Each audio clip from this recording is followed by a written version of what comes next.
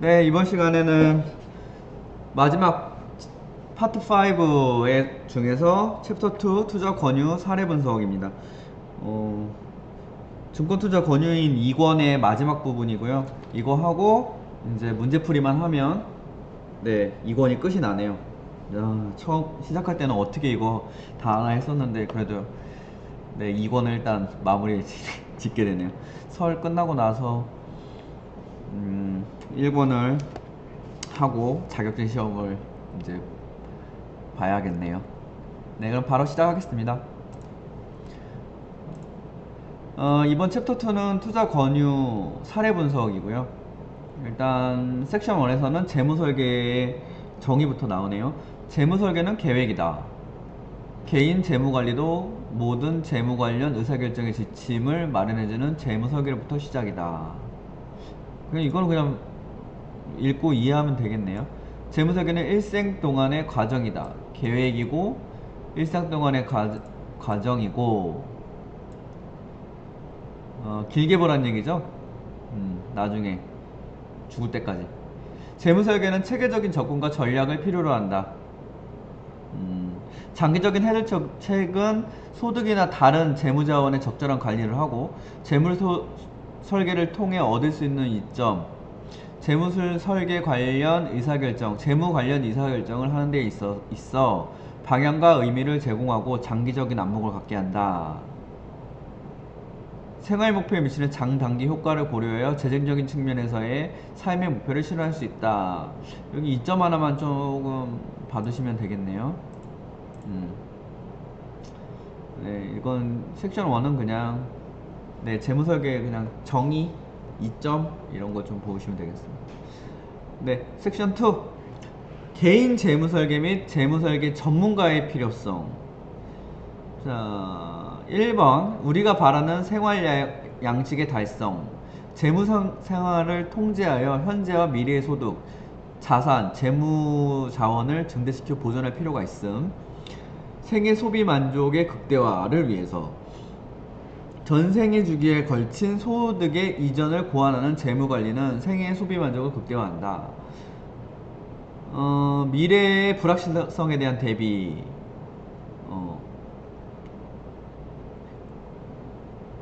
실질 구매력 하락에 대한 대비.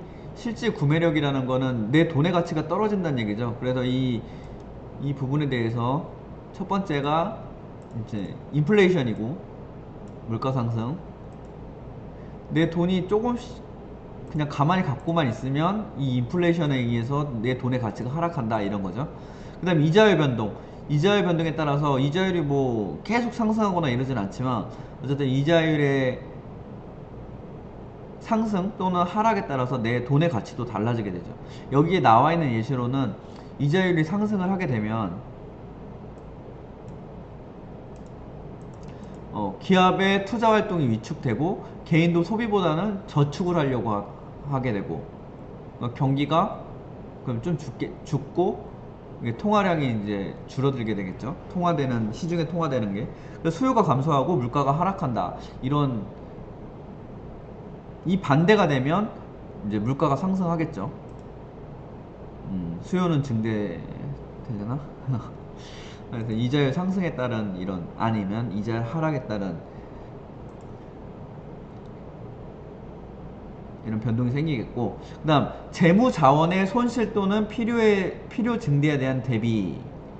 이거는 실질 구매력 하락에 대한 대비고, 이거는 재무 자원의 손실 또는 필요에 대해서 대비. 실업과 재난, 질병, 실업과 질병, 화재와 도난, 교통사고 등 갑작스럽게 엄청난 재난 손실이 발생하는 그런 일이 생기는 그럴 때 대비한다 이거죠. 여기 부분 좀 받으시면 될 것 같고, 사회 경제적 환경의 변화, 금융자산의 증대, 사회 경제적 변화가 어떤 식으로 이루어졌냐. 최근에 금융자산이 증대되었다. 종합금융소득 금융소득 종합과세제도가 도입되면서 자산관리에 대한 관심이 더욱 고조. 금융기관의 비과세 저축 상품과 분리과세 저축 상품에 대한 투자자의 선호가 더욱 증대돼서 금융자산에 대해 금융자산이 많은 가계의 투자 행동에도 크게 변화를 시켰다고 하네요. 일단은 뭐 그렇다고 하니까. 그 다음, 금융 자유화에 따른 금융상품의 다양화가 됐다. 90년대 이후 금리를 자율화하고 은행에 따라 금리가 상이하고 금리 자율화, 은행마다 자율화한다 이 얘기인가? 은행에 따라 금리가 상이하고, 예, 그러네요. 대출이 쉬워지면서 은행 간의 고객 유치 경쟁으로 고수익 상품 개발이 활발해졌다. 이런 부분 때문에 네, 금융자산이 좀 증대가 됐다는 거죠. 전체적으로 우리 국가에서 금융자산이 차지하는 비율이. 그다음 평균 수명의 연장, 고령화 사회의 진입도 해당한다고 하네요. 노후에 대한 장기적인 생활 설계가 미리 마련되어야 할 필요성이 제기되어 전문적인 재무설계 인력의 수요가 지속적으로 증가할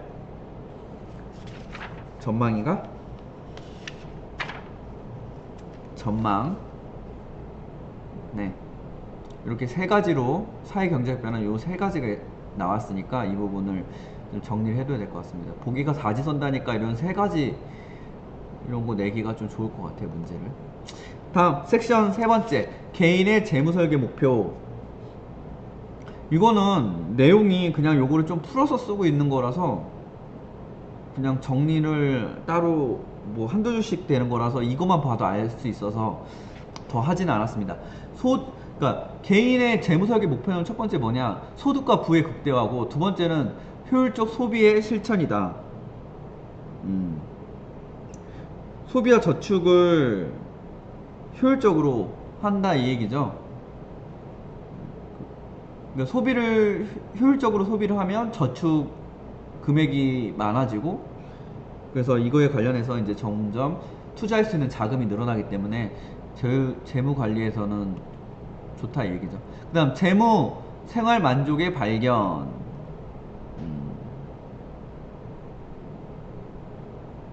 근데 재무적 성공을 하게 되면 생활에서 만족을 더 느끼겠죠. 자산이 많게 되면 경제적으로 조금씩 여유가 많이 생기고, 여기 이것도 비슷한 의미인 것 같은데, 자산 안정감 달성. 안정감이라는 거는 만약에 긴급한 이런 위험 상태가 발생한 뭐 교통사고라든지 질병, 뭐 화재 이런 거로 인해서 급격하게 갑자기 큰 돈이 들어갔을 때 이런 안정감을 많이 느낄 수 있겠죠. 재무적으로 튼튼한 그런 부분을 갖고 있으면. 그 다음에 노후 대비. 예, 이렇게 한 5가지 정도의 개인들은 재무 설계의 목표를 갖고 있다 이렇게 보시면 될 것 같습니다. 그 다음 자 섹션 네 번째, 개인의 재무 설계 목표 달성을 위한 주요 단계. 그래서 여기도 내용이 그냥 한두 줄씩만 이렇게 쭉 설명되어 있어서 그냥 제목만 적었습니다. 전생에 걸친 완벽한 재무 설계, 그 다음에 효율적 수입과 지출의 관리, 개인 신용 관리, 소득과 자산의 보호, 개인 위험 관리, 자산의 증대, 개인 투자 관리, 노후 설계와 상속, 은퇴 설계와 세금 관리. 이렇게 된다고 하니까 이거를 밑에 그림으로 보는 게 좀 더 나은 것 같아서 그림을 집어넣었어요. 고객 재무 설계 단계를 보면은 이렇게 예, 수익과 지출의 관리, 소득과 자산의 보호, 자산의 증대, 노후 설계와 상속. 예, 이런 부분을 통해서 이제 전성에 걸친 소비자 재무 목표, 소득과 부의 극대화, 효율적 소비의 실천, 생활의 만족의 발견, 재무적 안정감 달성, 노후로 인한 부의 축적, 이런 식으로 네, 해놨네요. 아까 부분하고 요 부분을 연결을 해서 해놨습니다. 이런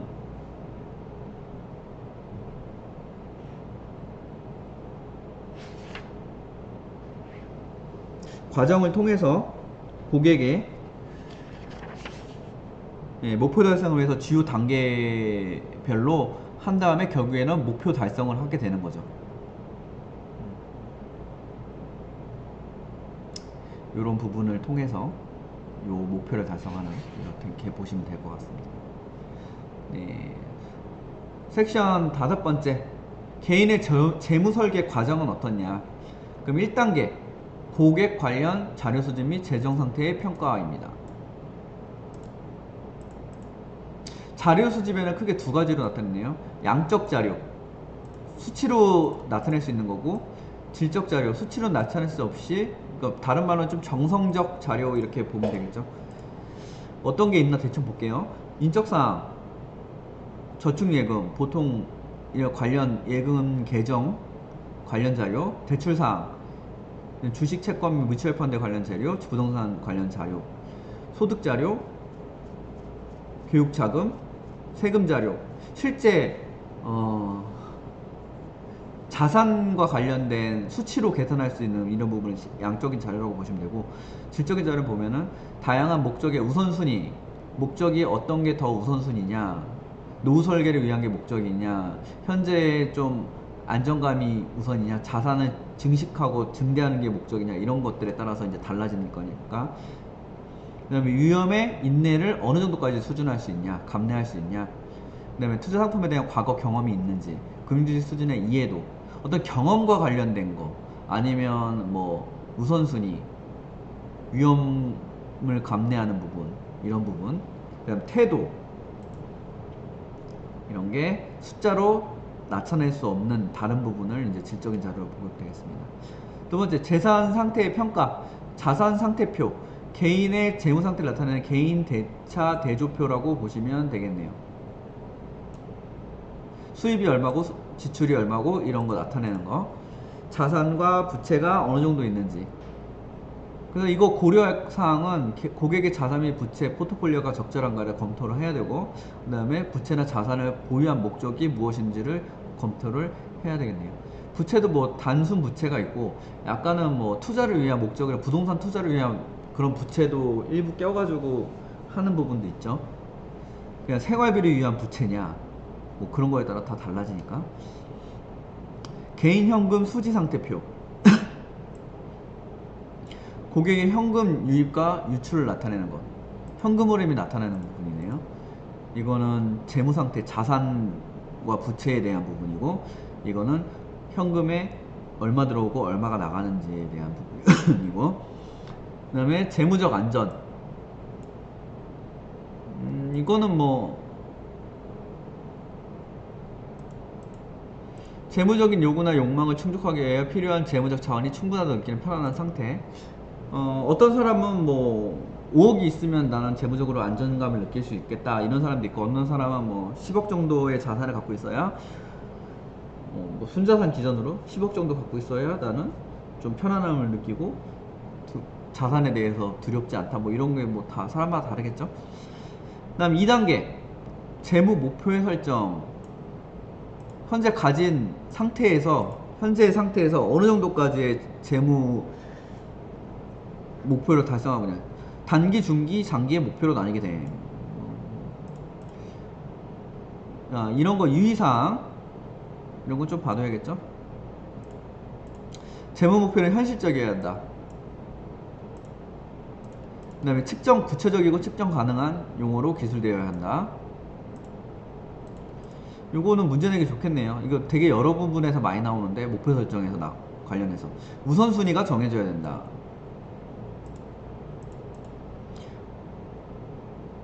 스마트라고 하던가? 약자로 써가지고, 영어 약자 해가지고 S 뭐 스페시픽, 그런 거 잘 정확하게 기억은 안 나네요. 재무 목표 설정 시 취할 행동의 종류가 포함되어 있어야 된다. 네, 3단계는 재무 목표 달성을 위한 대안 모색 및 평가입니다. 목표를 설정했으면 어떻게 달성을 하기 위한 행동을 해야 될지, 그리고 행동을 했으면, 실천을 했으면 평가를 하고, 다시 잘못된 부분은 피드백하고 더 나아가야겠죠. 대안. 먼저 대안을 보면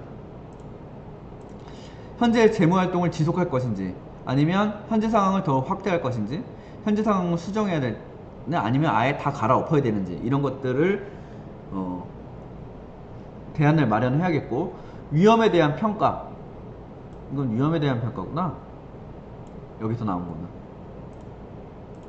인플레이션, 이자율, 그 다음에 소득, 개인의 위험 및 유동성에 대한 위험에 대해서 어떻게 어떤 위험을 갖고 있는지 이렇게 알아봐야 되겠죠. 다음 여기가 실행이네요. 이거는 먼저 실행 전에 어떤 대안들이 있는가를 이제 쭉 나열해 보는 그런 단계인 것 같아요. 네, 좀 정정하겠습니다. 네, 이번에는 실행에 옮기는 것. 자기 통제와 융통성이 가장 중요하다. 다음 다섯 번째, 재무행동계획의 재평가 수정. 예, 실행했는데 다시 평가해보고 그 다음 수정도 해보는 거죠. 네, 달성했는가를 평가하고 달성하지 못한 경우 문제점 파악하고 이를 수정하는 지속적인 과정이 반복돼야 된다. 알겠죠? 네. 그래서 이 부분은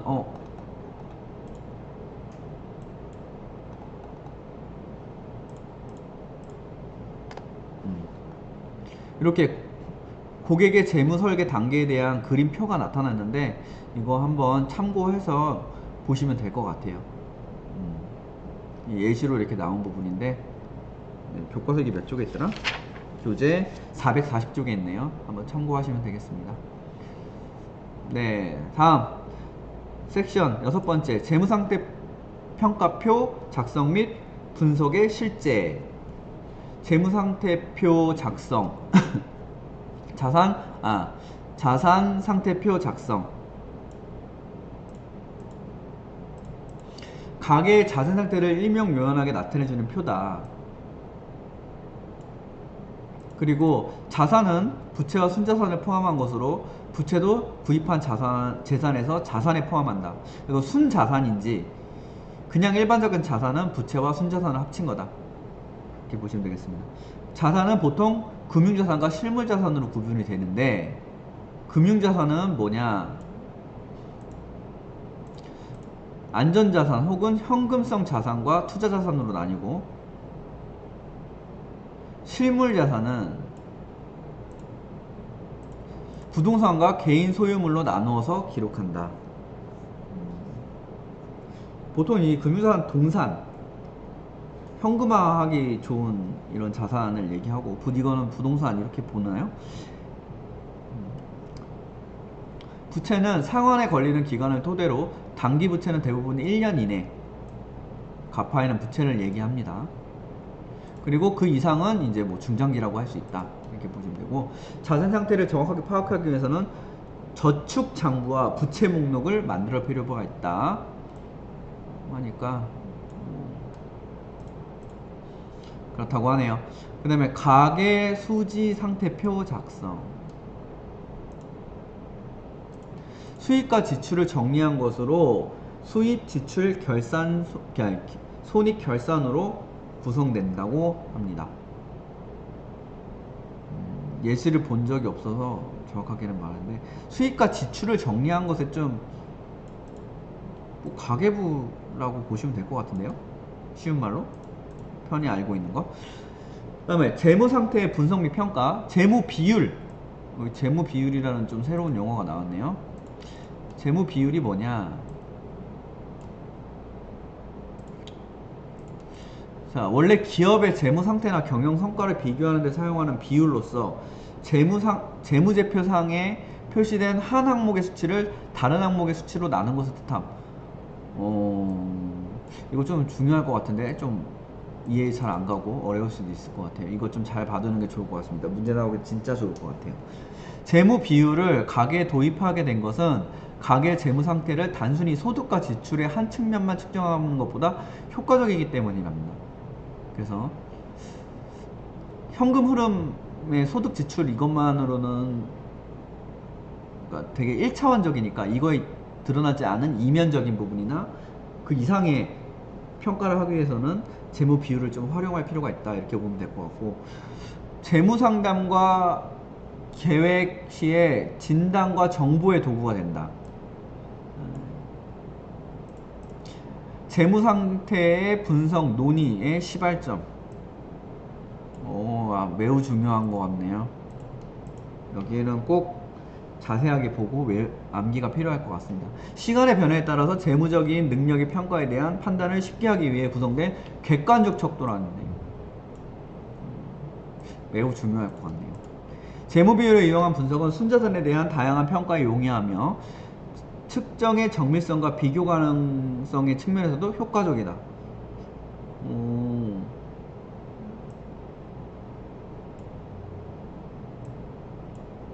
매우 좋아 보이는데.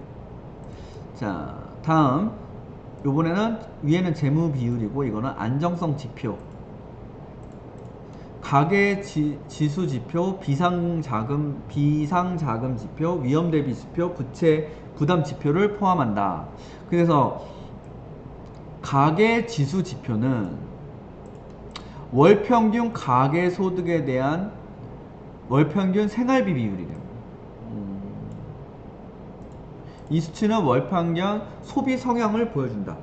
이런 거 좀 문제 내기 너무 좋은데. 네, 일단 쭉 넘어가겠습니다. 비상자금 지표,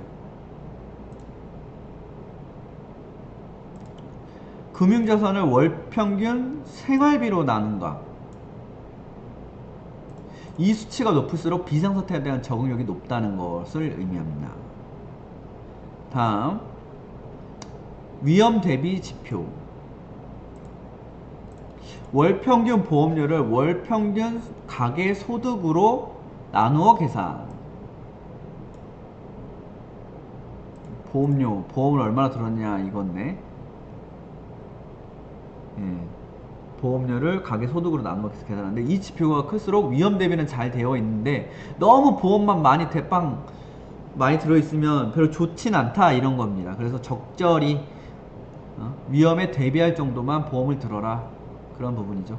그 다음에 부채 부담 지표, 가계가 부채로 인해 가계 운영상 느끼게 되는 부담과 부채 상환 능력을 측정해주는 지표랍니다. 부담과 부채 상환 능력을 매우 중요해 보이네요. 정말 이런 부분은 어떤 재물을 분석하는 부분에 있어서 낮을수록 바람직하답니다. 요거는 부담이 낮을수록 적겠죠. 매월 지출하는 부채 상환액이 가계소득에서 차지하는 비중을 계산하여 부채 상환 지출로 인해 가계의 부채 부담을 측정할 수 있다. 매월 지출하는 부채 상환액, 만약에 부채 상환으로 100만원씩 지출하는 가게도 있겠고 200만원씩 지출하는 가게도 있겠고, 이게 크면 클수록 엄청 심하겠죠. 300 버는데 100씩 100 지출하는 거랑 300 버는데 200 지출하는 거랑 이게 다 다르니까. 네.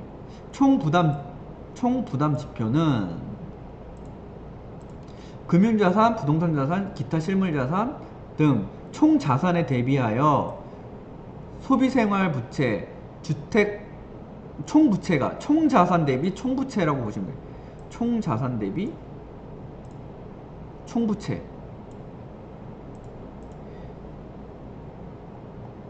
다음 성장성 지표.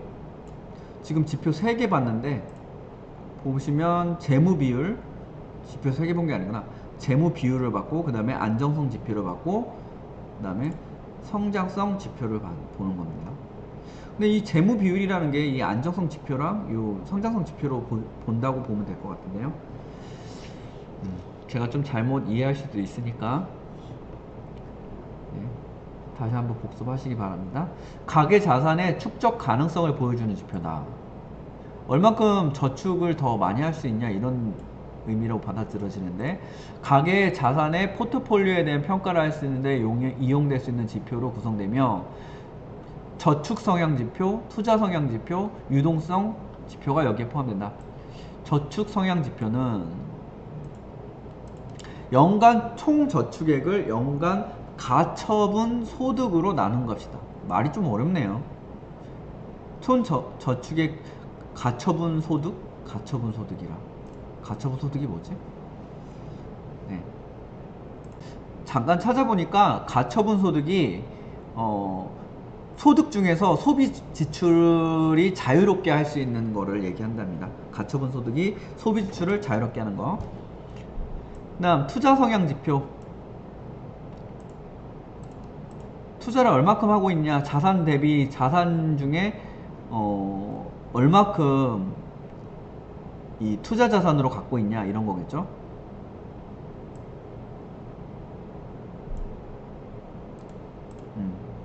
어느 정도 보유하는 게 바람직하겠죠. 근데 너무 많으면 위험하니까, 손실 났을 때. 그 다음에 유동성 지표. 총 자산에서 금융자산이 차지하는 비중으로 측정한다.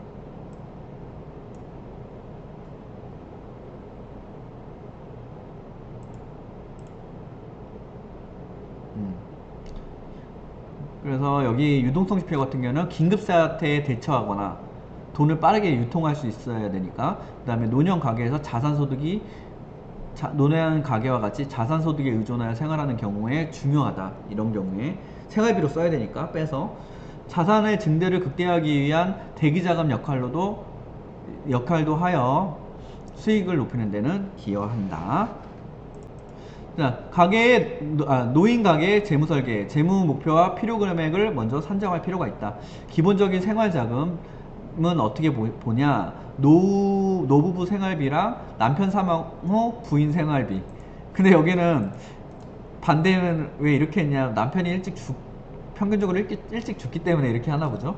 그래서 여기 이렇게 계산을 한다니까 노부부 생활비랑 부인 생활비, 월 생활비 곱하기 12, 그 다음에 평균 기대수명 이렇게 보시면 되겠습니다.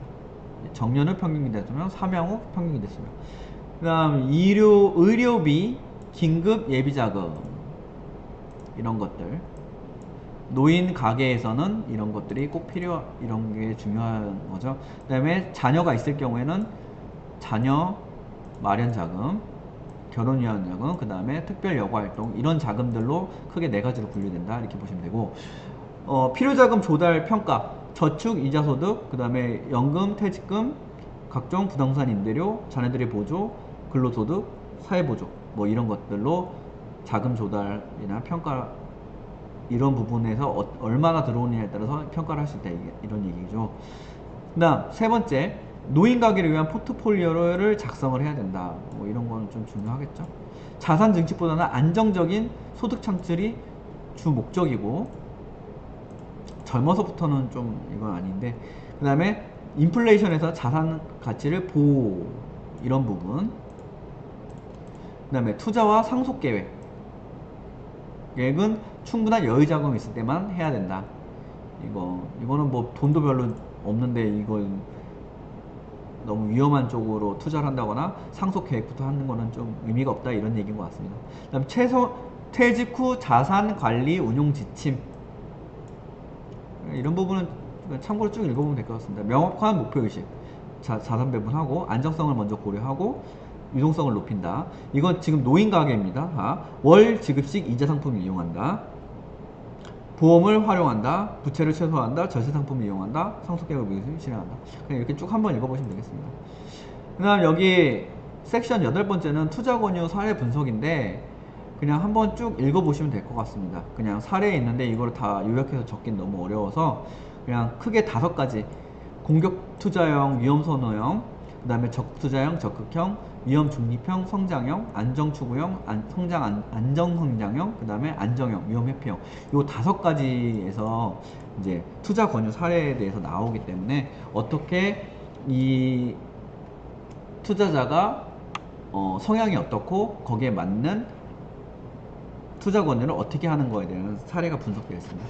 네, 이렇게 해서 네, 오늘 마무리를 하겠습니다. 네.